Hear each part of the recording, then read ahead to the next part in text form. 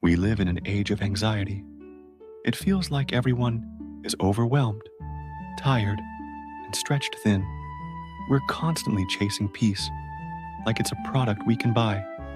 Meditation apps, productivity hacks, endless self-care routines. Yet somehow, our souls still feel restless.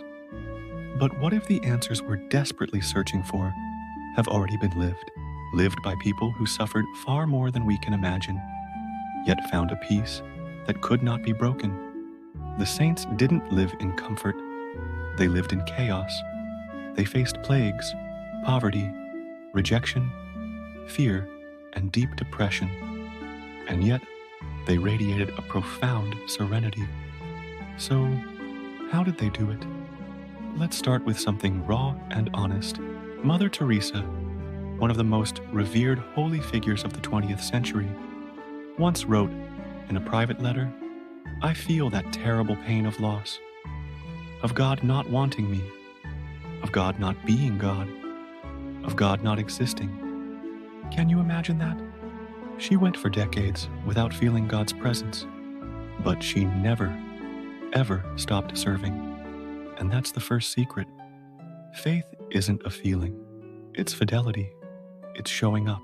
Peace doesn't always come wrapped in warm emotions.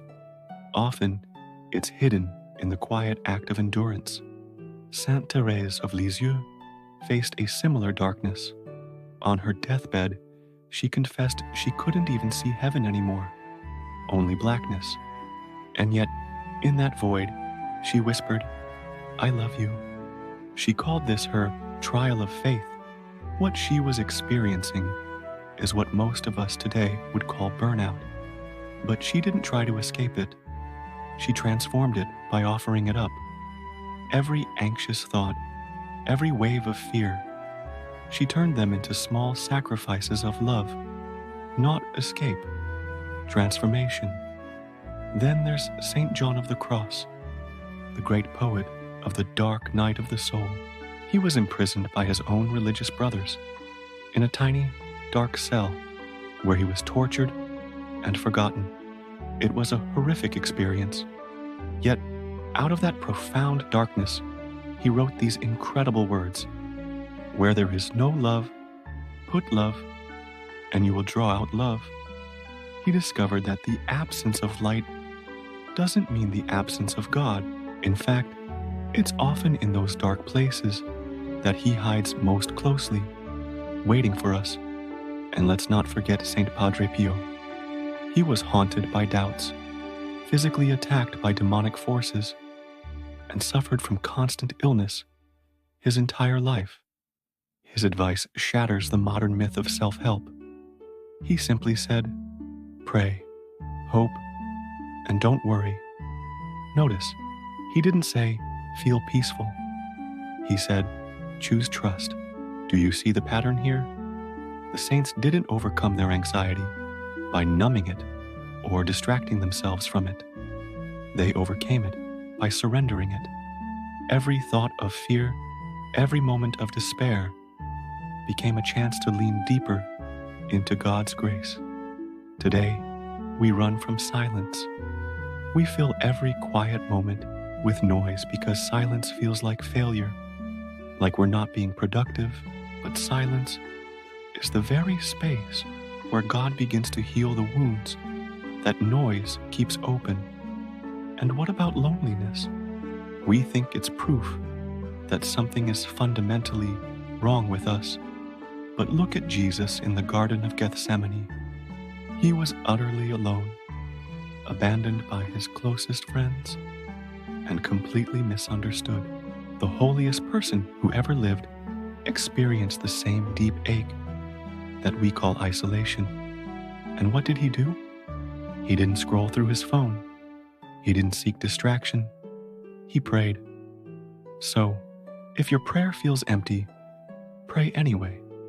If your faith feels pointless, cling to it even harder, because every single saint discovered this one truth. Feelings are like waves on the surface, but God's grace is the vast, unchanging ocean underneath them. Anxiety tells you, you're falling apart. Faith whispers, "No, you're falling into me." So, how do we start living this way today, in our own chaotic lives? Start small. When your mind starts spiraling with worry, just whisper a simple prayer, not to magically fix the problem, but simply to surrender it. When that pang of loneliness hits, reach out to someone, not for attention, but for genuine communion. And when burnout comes knocking, allow yourself to rest, but not in front of Netflix. Rest in the one who said, "Come to me, all who labor and are heavy laden, and I will give you rest." These saints weren't superhumans. They were ordinary people, just like us, who made the choice to trust God, especially in the moments when He felt farthest away. Their secret wasn't their own strength. It was their surrender. You don't need to be fearless to be holy. You just need to keep showing up, with trembling hands, a racing mind, and a tired heart, and say, "Jesus, I trust you." Because real peace isn't the absence of storms. It's knowing who is in the boat with you when they come, and the same God who carried the saints through their darkest nights is right here, waiting to carry you through yours. Thanks so much for watching. If this message resonated with you, please give it a like and consider subscribing for more content like this. God bless.